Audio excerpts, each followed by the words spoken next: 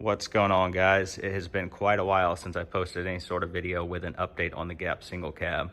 Just been caught up with racing, caught up with the business, and hadn't had time to do any filming. So this will be just kind of a quick catch up on the truck with some updates, what we changed, what's new, and just catching you up to speed. So we had LS Fest East, we had C10 Nationals. I ran an event out at Sebring Autocross, so been to several events with the truck since the last update, but I'll just bring you up to speed with what's new. So on the last video, we talked about doing the upgraded water pump with the overdriven pulley on it. Got that in place before LS Fest. It works great. Truck stays super cool now.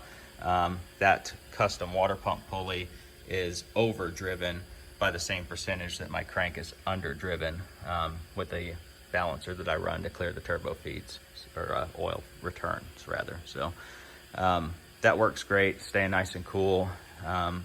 As part of that round of upgrades, I went with the PSC Pro Touring steering system. So it comes with their pump, which is probably no chance seeing that because it's buried underneath the turbos.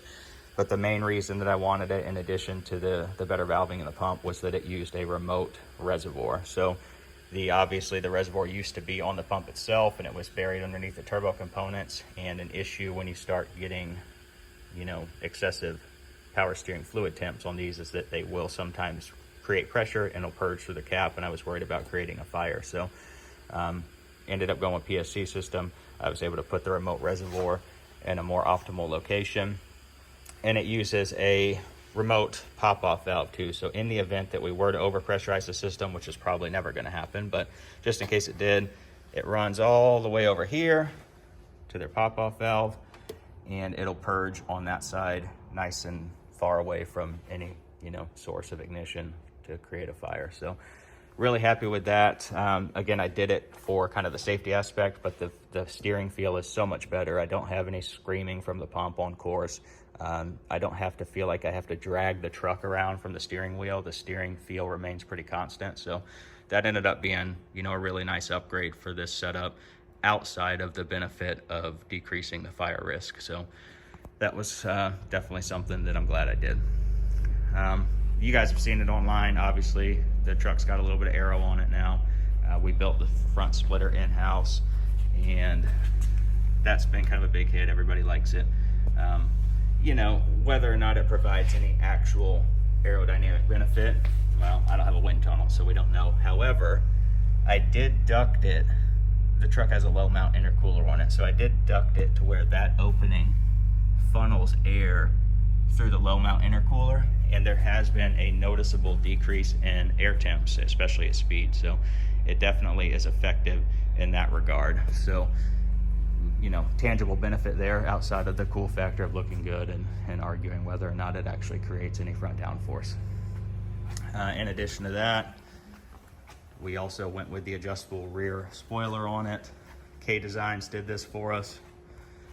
We told him kind of what we wanted, how we wanted to alter some of his existing designs, and then he built this as a one-off for the truck. So the hinges on it are mounted inside the tailgate. I didn't want anything externally mounted in case I wanted to pull it off. I didn't want any holes through the painted outside portion of the tailgate, so everything mounts from the inside. All of these hinges are adjustable, so you can stand the spoiler almost straight up 90 degrees or lay it back up to around 45 degrees or so.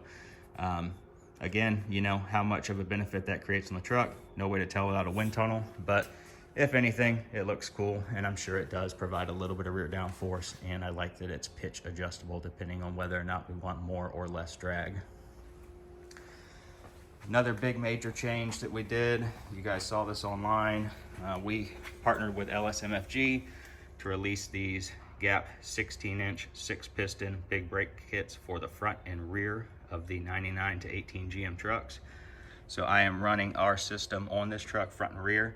Again, that's 16-inch rotor, 6-piston, billet aluminum caliper, 2-piece rotor, billet aluminum hubs. The kit shaves like 9 pounds per side off the front versus the 2020 plus 14-inch dual piston upgrade, the factory budget upgrade that everybody runs that I had on this truck previously. So that's a pretty substantial weight savings, almost 20 pounds lighter, but an extra 2 pistons and an extra 2 inches on the rotor diameter. Same thing on the back, 16-inch 6-piston as well. I got the caliper mounted forward position on mine. Most of the time it'll be rear position if you're retaining a parking brake. I don't have a parking brake on mine, so I inverted it to the forward position because I like the look of that. It reminds me of the Corvette. They're done the same way. Front caliper to the rear caliper to the front.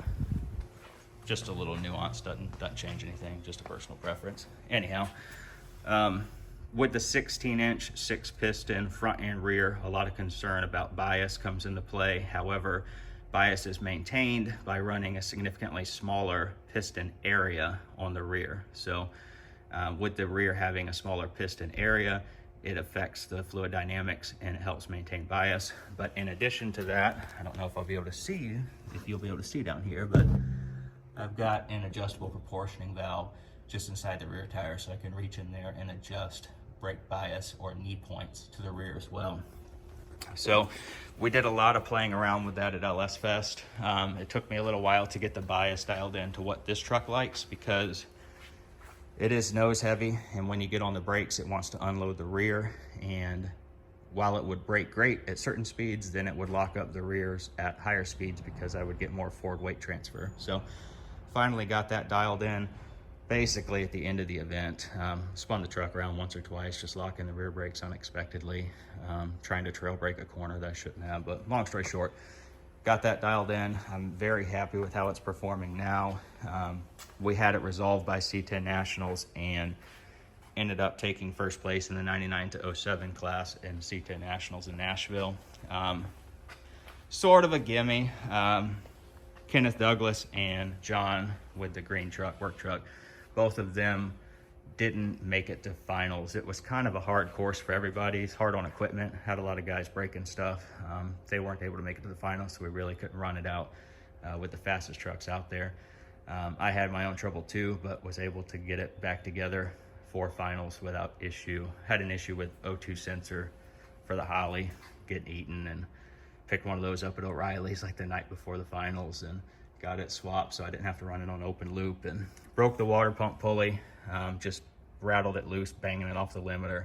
Even though I Loctited it, just everything gets so hot, it melted the Loctite, rattled those loose, and I ended up cracking the water pump pulley that we put on there. But got all that resolved, buttoned it up, was able to make a couple runs for the finals, and ended up running the fastest time with it. So I'll show you that water pump pulley. Yeah, broke the entire center hub out of it. Not an issue with the part, just an issue with the truck being abusive to stuff. So it was fully separated, but somehow still holding together, I guess just because of the similarity between the brakes. And I cranked the bolts down and sent it 7,200 RPM on the limiter 2 more times, and it held up long enough to make it home. So got that done. Another change since the last video that we implemented in between LS Fest and C10 Nationals is swapping to Viking Crusader triple adjustables on the rear. I do intend to do them on the front. I haven't yet, but I was trying to band-aid that issue with rear tire lift on the inside rear during cornering with just going more aggressive on the dampening and trying to get a little bit more droop travel. So the Vikings gave me about 1 inch more droop travel, and obviously having the triple adjustable, I was able to adjust high-speed, low-speed compression and rebound independently, so I could help kind of mitigate that lift issue.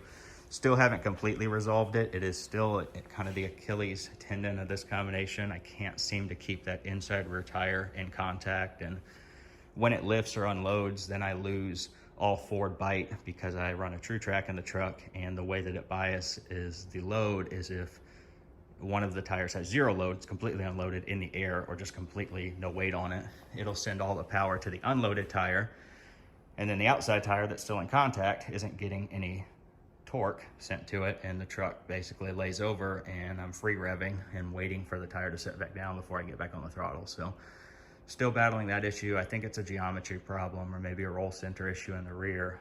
So in the off season, moving into 2026 here, that's gonna be the primary concern that I continue to try to address. And I got a few things in mind that I'm planning on implementing for that. Outside of that, There's probably been other changes I'm not thinking about, but those were the main things I wanted to catch you guys up on. And getting ready to do another engine for the truck, trying to take some weight off the nose. I picked up this LS3 short block, so gonna go aluminum block on the truck. That'll help shed about 100 pounds off the nose and help with the front to rear weight bias issues that these trucks suffer from. We're not gonna fix that, but we're hopefully gonna improve on it. So this will be getting fully forged internals. I will probably end up going with an 8 counterweight crank, or at least a forged crank, obviously. Haven't decided on H-beams or billet I-beams yet.